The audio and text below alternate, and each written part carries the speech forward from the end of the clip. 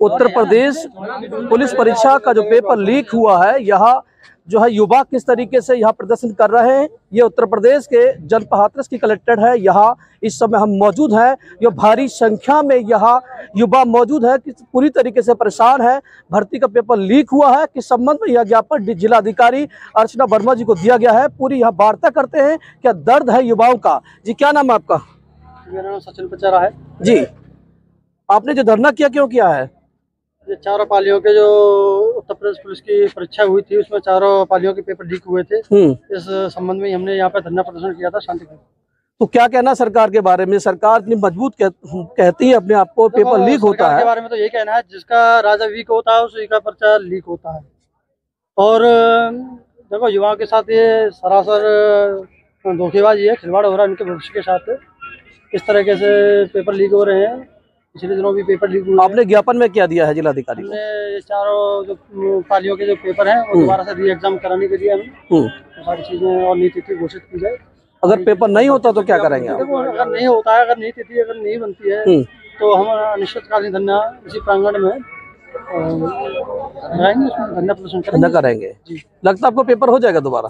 अब चुनाव भी तो आ रहा है। चुनाव आ रहा है तो सारी सरकार है, यही भी देख लीजिए सरकार है। अगर पेपर अगर लीक हुआ सरकार को लेके आए थे, अगर युवा की सरकार नहीं सुनेगी तो फिर किसकी सुनेगी? अगर आप इस सरकार में युवा भी परेशान है, बराबर में किसानों का आंदोलन भी चल रहा है। अगर ये भर्ती नहीं होती है तो क्या करेंगे? आप वोट देंगे सरकार को? नहीं, सरकार को वोट नहीं देंगे हम। सरकार को नहीं देंगे।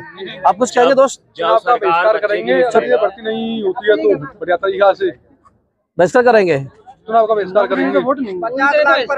आप देख सकते हैं युवा 50 लाख बच्चा है। आप देख सकते हैं युवा कब से इंतजार करते हैं भर्ती का और पेपर लीक हुआ है। आप कुछ कहेंगे? जब 50 लाख बच्चा जो है एग्जाम दे रहा है, जब उसका भविष्य जो पढ़ने के बाद में जो करने के बाद में उसी को जॉब ना मिले, किसी दूसरे को मिल जाए तो फिर बच्चा क्या करेगा? उसको वोट देने वाला है, फिर कोई वोट नहीं देगा भाई। वो सभी अपोजिशन करेंगे, वो अपोजिशन करेंगे भाई। 50 लाख बच्चे से जुड़ा हुआ कम से कम 5 करोड़ बच्चा है भाई। 5 करोड़ वोटरों को लेकर जाएगा वो। और जब सरकार हमारा नहीं सुन रही तो फिर हम सरकार का क्या करेंगे? मैं जो है अच्छा खासा हम ये सोचकर चले थे कि इस बार पेपर लीक नहीं होगा, ये बहुत अच्छी तरीके से होगा, लेकिन वो एक्सपेक्टेशन जो थी वो बिल्कुल बेकार चली गई। इस बार जो हमें मिला वो ये मिला कि साहब पेपर जो है इतनी बुरी तरीके से लीक हुआ कि हर एक बच्चे में फ्री में जो है बच्चा हर एक फोन में पेपर ले लेके पहुंचा। सरकार तो कहती है सबका साथ सबका विकास की बात करती है, आप ऐसी कह रहे हैं? सबका विकास कैसे हो सकता है? सबका विकास कहाँ हुआ? ये तो विकास उसका हुआ जो है पेपर फर्जी में लेकर चला गया। जो पढ़ने वाला था उसका विकास कहाँ हुआ? अब मेरे पास में जो बच्चा जो है अच्छी खासा मेहनत करके बैठा है वो 220 तक पहुंचा, और जो पेपर लेकर पहुंचा वो 280 तक पहुंच गया, 260 तक पहुंच गया। भाई वो लेगा या फिर वो 220 वाला लेगा? कौन लेने वाला है? कोई नहीं लेने वाला। बस अपना आवाज जो ये है कि हमारी आवाज आगे तक पहुंचे, हमारा जो है री एग्जाम हो। अगर री एग्जाम न हो तो भैया भर्ती बिल्कुल कैंसिल करा दो, हमें कोई जरूरत नहीं। जब पढ़ने वाला बच्चा ही नहीं लग रहा तो हमें क्या जरूरत है दूसरे? ऐसी सरकार को जवाब मिलेगा 2024 में? नहीं मिलेगा तो हम आगे जाके और जो है उनका विरोध करेंगे।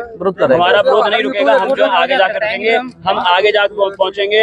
अभी हमारे पास में अभी इतनी स्ट्रेंथ है, आगे जाके हम और लोगों को लेकर पहुंचेंगे। हम अपनी आवाज को ऊपर तक पहुंचा कर। आपकी मांग यही है कि पेपर दोबारा होना चाहिए? मांग यही है कि पेपर री एग्जाम होना चाहिए, होना चाहिए, होना चाहिए। ये भर्ती कैंसिल होनी चाहिए? ये भर्ती कैंसिल, ये पेपर कैंसिल होना चाहिए, भर्ती नहीं कैंसिल होनी चाहिए। पेपर कैंसिल होना चाहिए। पता चला 5 साल बाद वैसे भर्ती आई, अब ये भर्ती कैंसिल करें अगले 5 साल बाद फिर चला जाएगा बच्चा, 5 साल बाद फिर ओवरेज होगा।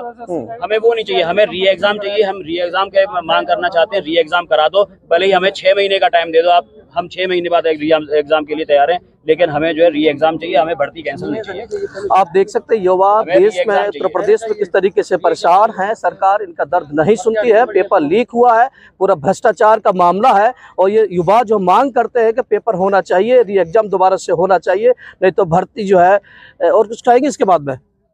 बस यही है कि हमें री एग्जाम चाहिए, हमारी डिमांड जो है वो री एग्जाम की है। एक बार फिर पूछेंगे, अगर री एग्जाम नहीं सरकार कराती है तो क्या करेंगे आप? हम आगे जो है फिर आगे अभी आगे जाके हमारा अब यहाँ करेंगे, कहीं और करेंगे। बच्चा जितना हम कर सकते हैं उतना हमारी तरफ से जितना एफर्ट हो सकता है हम वो एफर्ट लगाएंगे। हम अपनी आवाज को आगे से आगे तक लेकर जाएंगे। 60,000 बच्चों को रोक सकते हो? 60,000 के बाद 48 लाख जो घटाएंगे उनको कहाँ रोकोगे?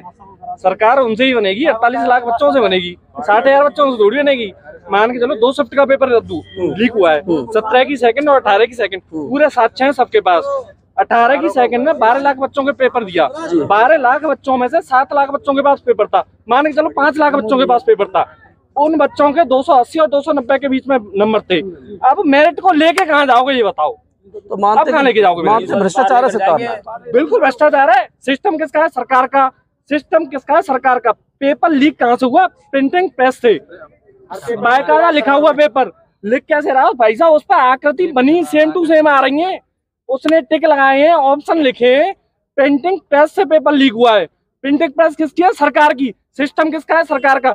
अब इतनी लीक होने के बावजूद ट्विटर पे ट्रेंडिंग चल रही है। ट्विटर पे से डिलीट किए जा रहे हैं। ट्विटर पे से ट्रेंडिंग डिलीट की जा रही है। कौन लीड कौन कर रहा है? लीड कौन कर रहा है भैया? लीड कौन कर रहा है? और जबकि देखो 17 की शाम की पेपर लीक हो जाता है।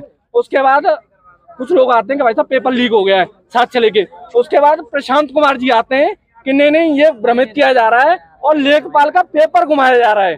प्रशांत कुमार जी के बयान थे कि पेपर घुमाया जा रहा है कि लेखपाल का पेपर। भैया कहाँ घुमाया जा रहा है? लेखपाल का पेपर था। तुम देखो पेपर सेम टू सेम। अरे टाइम की एडिटिंग कितनी करोगे? टेलीग्राम पे टाइम की एडिटिंग कितनी करोगे भैया? 1 टाइम की, 2 टाइम की, 3 टाइम की, कितनी एडिटिंग करोगे? 9 घंटे पहले पेपर आता है। दूसरी 18 की शिफ्ट की दूसरी मीटिंग का 9 घंटे पहले पेपर आता है। कहाँ तक टाइम की एडिटिंग करोगे? कहाँ तक लोग झूठ बोलेंगे? ये भाई साहब 48 लाख बच्चे झूठ नहीं बोलेंगे। 48 लाख बच्चे झूठ बोल जाएंगे।